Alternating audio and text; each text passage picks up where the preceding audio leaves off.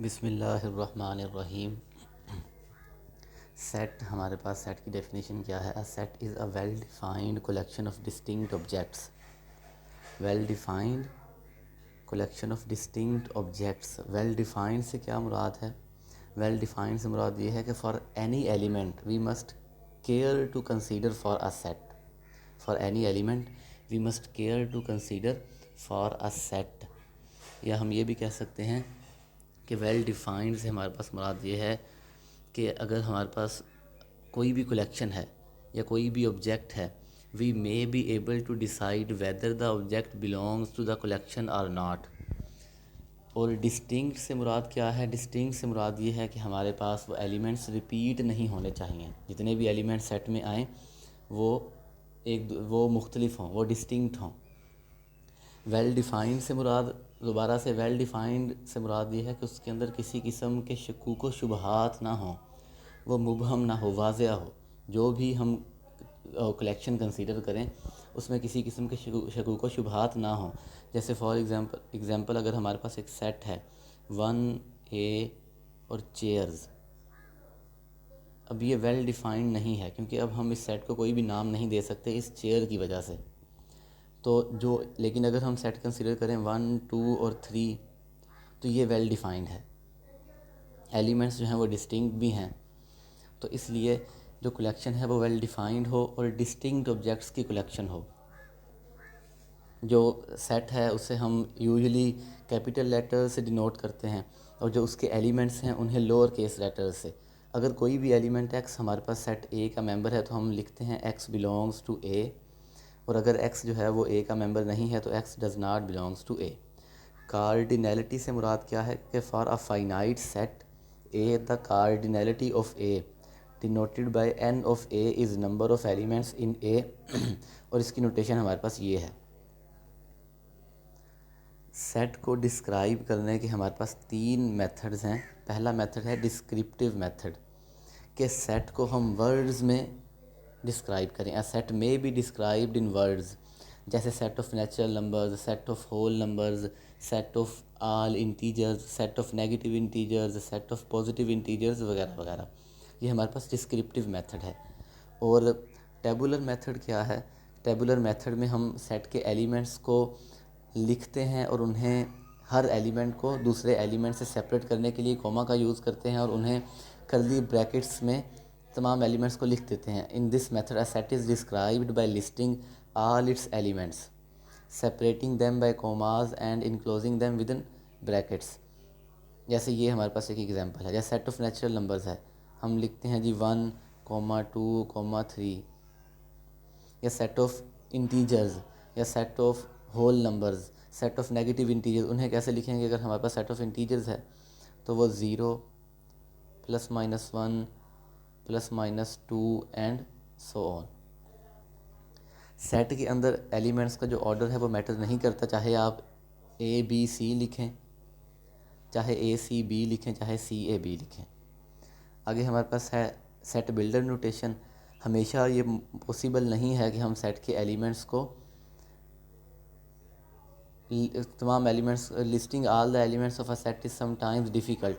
मतलब कि सेट के तमाम एलिमेंट्स को इस तरह से लिखना हमारे लिए हमेशा पॉसिबल नहीं है। टेबुलर फॉर्म में लिखना हमेशा हमारे लिए पॉसिबल नहीं है। जैसे सेट ऑफ रैशनल नंबर्स हैं तो हम हर रैशनल नंबर को इस फॉर्म में नहीं लिख सकते। इस फॉर्म में, हर रैशनल नंबर को इस फॉर्म में नहीं लिख सकते। तो उसके लिए हमारे पास क्या है? हमारे पास सेट बिल्डर नोटेशन है या सेट बिल्डर मेथड है। वो मेथड क्या है कि हम कोई प्रॉपर्टी डिफ़ाइन करेंगे कि हर एलिमेंट जो है सेट का उस प्रॉपर्टी को सेटिस्फाई करेगा। In set builder form, a set is described by means of some property which is shared by all the elements of the set.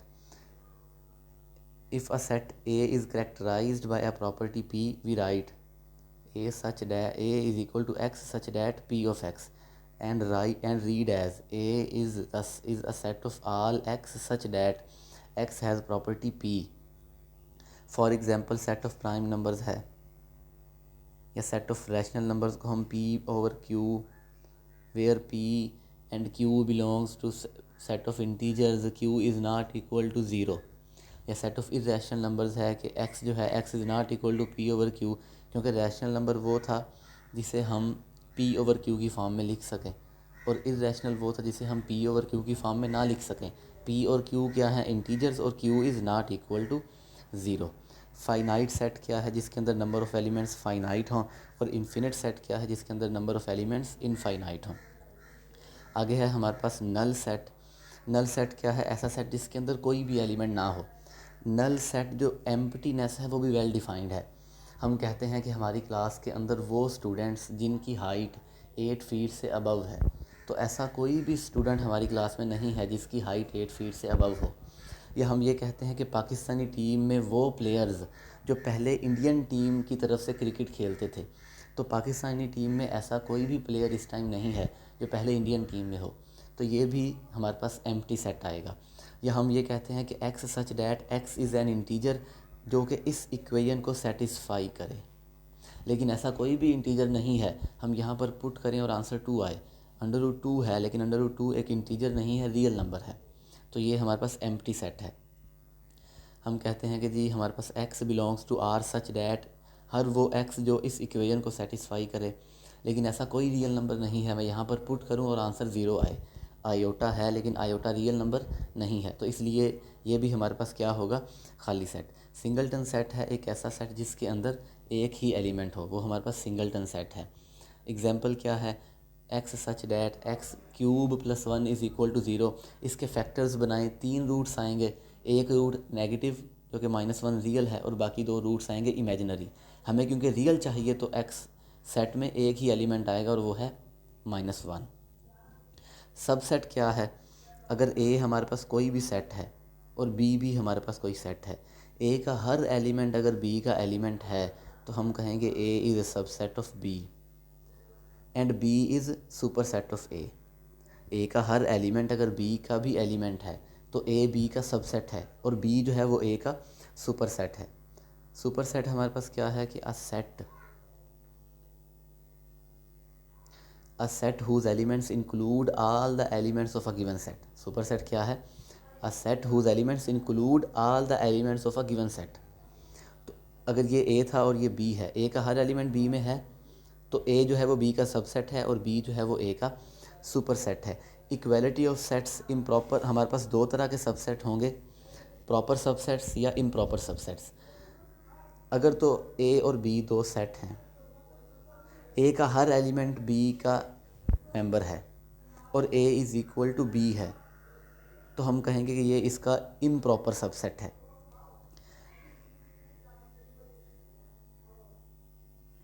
If A is a subset of B and A is equal to B, then we say that A is an improper subset of B. From this definition, it follows that every subset A is an improper subset of itself. Her set जो है वो अपने आप का improper subset है। और proper subset क्या है कि अगर A और B कोई दो सबसेट हैं, A का हर एलिमेंट B का भी एलिमेंट है, लेकिन B के अंदर एटलीस्ट एक एलिमेंट ऐसा है जो A में नहीं है, तो हम कहेंगे कि A क्या है? इसका प्रॉपर सबसेट है। A का हर एलिमेंट B में हो, लेकिन एटलीस्ट B का एक एलिमेंट A में ना हो, तो हम कहेंगे कि A जो है वो B का प्रॉपर सबसेट है। Every element of A is an element of B, but there is at least one element in B which is not in A. तो वो हमारे पास क्या होगा?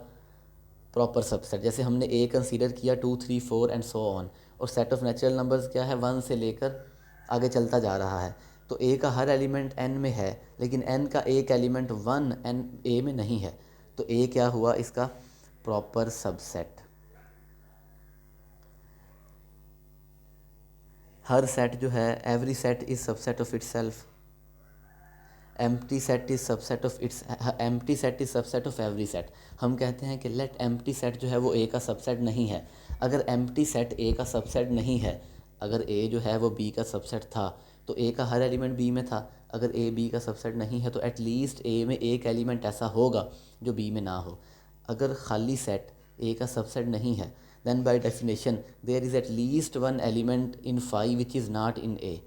लेकिन खाली सेट में तो कोई एलिमेंट होता ही नहीं है, तो ये कंट्राडिक्शन है। इसका मतलब ये है कि phi is not subset of A.